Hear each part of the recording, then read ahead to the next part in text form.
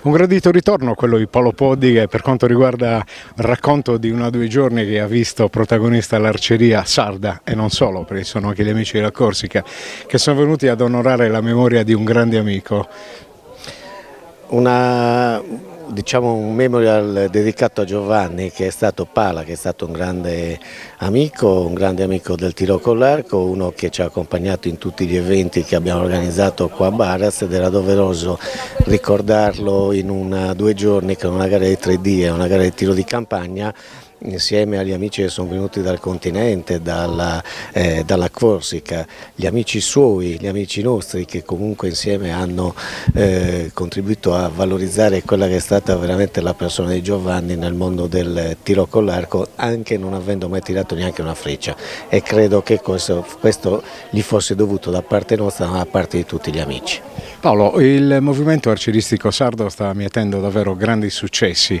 ricordiamo chiaramente la SD Arcieri Torres Sassari che specie nelle nuove leve propone davvero delle grandi individualità, quindi tanto talento da ripercorrere e continuare a far crescere.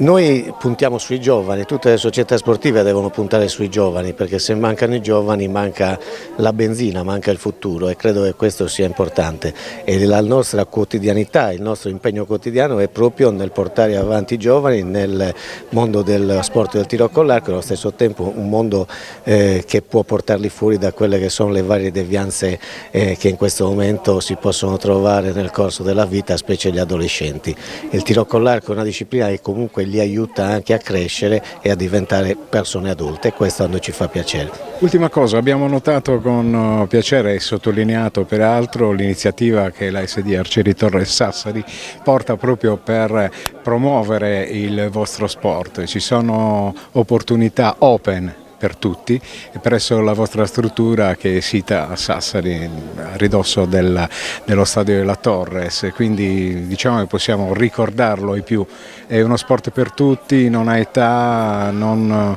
si gareggia solo esclusivamente per vincere, però per in primis competere con se stessi. Sì, noi abbiamo aderito a un progetto di sport e salute attraverso la Federazione Italiana di Tiro con l'Arco, che è quello